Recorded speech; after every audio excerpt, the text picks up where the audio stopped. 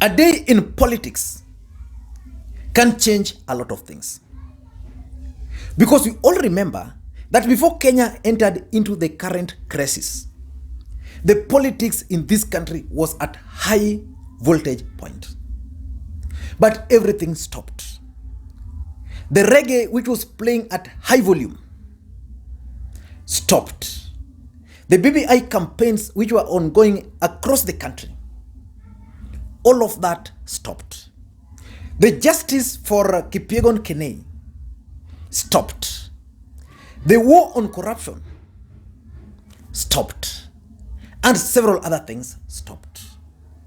I want to look at how this crisis has stopped reggae.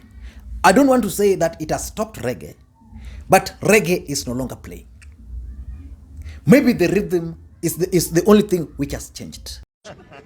This issue of coronavirus, it has created a number of things here. Some people are mocking us that reggae has been stopped.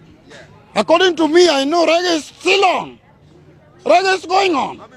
And if this thing can touch Raila Odinga, we are going to, this country should be disbanded and everybody should go home. If at all it can touch Raila Odinga, Uhuru has done little. I hope you've enjoyed that guy. But now let us go. I want us to look at how this crisis has affected the political scene in this country. Let us begin with Building Bridges initiative and the campaigns. Before the reggae stopped, Kenyans were supposed to go to, the BBI team was supposed to go to Nakuru for a major rally. And that rally was going to define the politics of 2022. Because the allies of the deputy president, William Samoei Ruto, had promised to ensure they were going to stop reggae at that event. And the pro-BBI proponents of the Building Bridges initiative were also clear that reggae was going to continue. But just a few days before the Nakuru rally, everything stopped. But of course, I know what were Rift Valley wamechezwa. If you're coming from Rift Valley and you are here, just know that the Building Bridges initiative team have already received a report from Rift Valley. Because remember, the way the Building Bridges initiative was designed, there were those consultative meetings ahead of the major rally. So those ones happened. And once the president stopped the BBI rallies after the first crisis, the moment he stopped it, the governors from Rift Valley, all of them, went to State House, went and handed over their report to the task force. But the fact of the matter is that this crisis has affected BBI big time. Remember, BBI has a time frame. So from this time to this time, this has to be done. From this time to this time, this has to be done. By now, ideally, we should have done the Nairobi rally.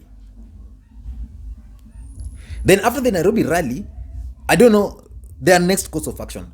But after the Nairobi rally, these guys were supposed to draft the bill. These recommendations were supposed to be drafted into a bill, which I'm sure they've already done. But the challenge is, after that bill is drafted, it's supposed to be taken to the county assemblies. We all know that because of this pandemic, county assemblies cannot meet.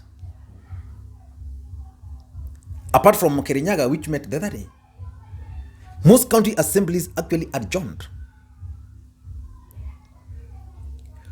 And the mere fact that county assemblies have adjourned means that reggae has stopped at that point. So the time frame is definitely going to be interfered with. And that would mean that if the time frame is going to be interfered with, it would mean simple thing, that probably Kenyans might not have the Building Bridges initiative unless these guys have a different method on how they are going to achieve it. Apart from that, even if we were to continue the rallies, how will we continue the rallies? Rallies cannot happen. People are staying at home. I'm also staying at home. There's nothing we can do. And this virus is affecting everybody. So what do we conclude? We can only conclude that reggae has stopped. And I've seen today in the dailies, and I know that was April Fool's Day, and a lot of Tanga guys are spreading that the amount of money which was allocated for the BBI has now been given to fight the pandemic. That's not true. That story on the Daily Nation is actually the April Fool's Day. So if you bought it, know that you are played. So that's how it has affected that. The second thing which I think is very bad for me is the justice for Kenei. The DCI was narrowing down on this particular case.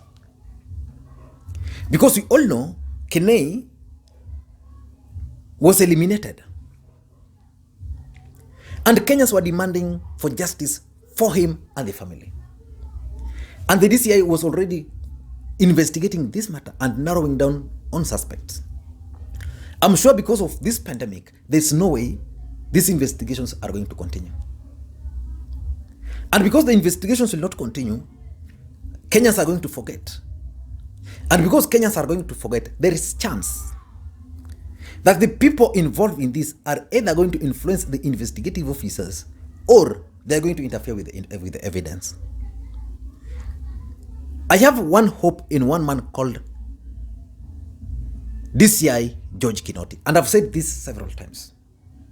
And I appeal to him because I've done so many video on Kipyegon Kenei.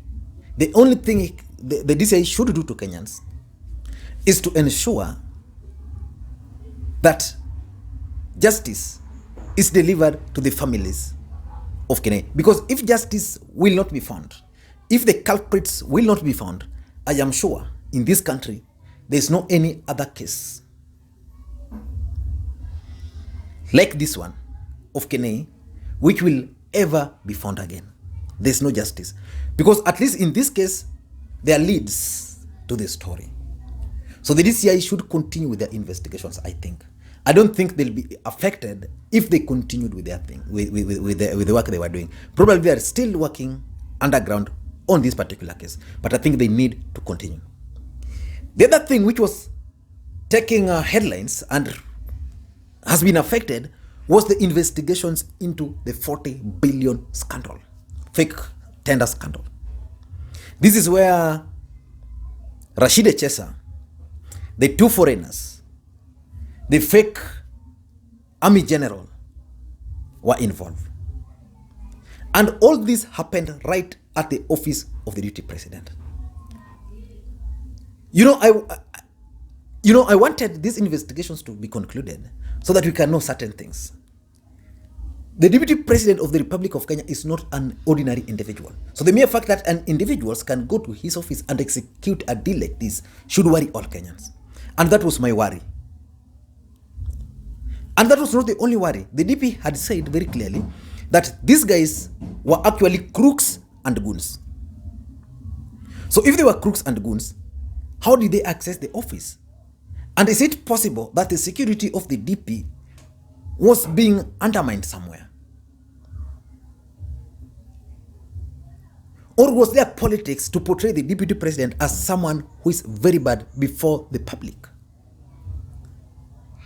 So personally, I believe that this particular investigation need to be done and concluded so that Kenyans can know. We should not be a country where we just take things for granted. The life of the deputy president, whether you like the DP or whether you don't like it, must be protected at all times. And that office must also be respected. The fourth thing is the war on corruption. We've lost it. We've lost the war on corruption as a country.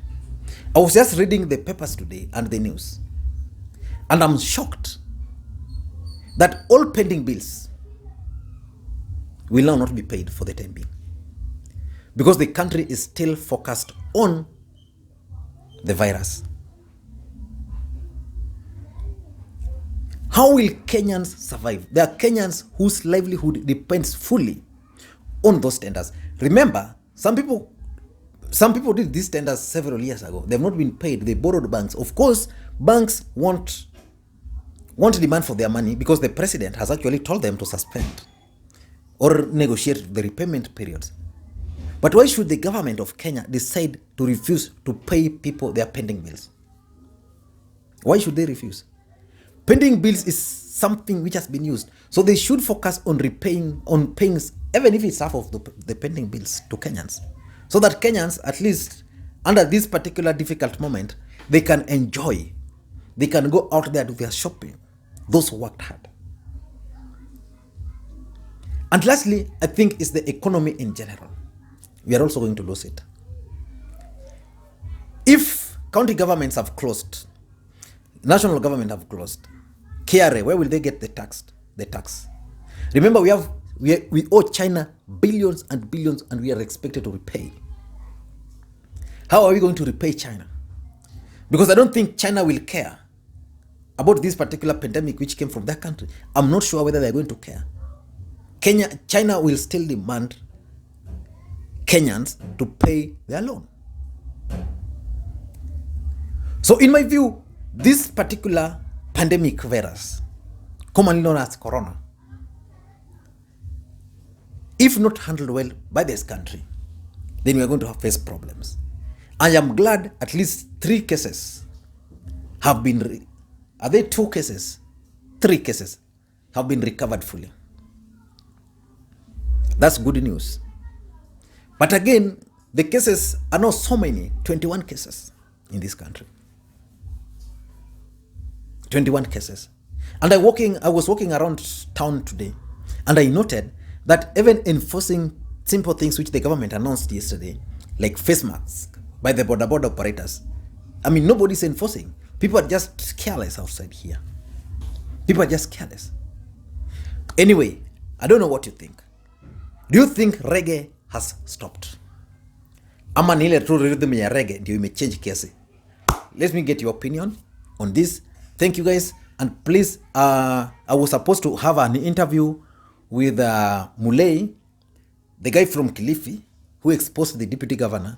He was under quarantine and he has fully recovered. So we were supposed to have an interview, but I was engaged a bit. So hopefully we'll have an interview tomorrow. So if you have any question you want me to ask him, please let me know in the comment section so that tomorrow I can ask him those questions so that we can get his feedback. Thank you guys, and please may you have a good day.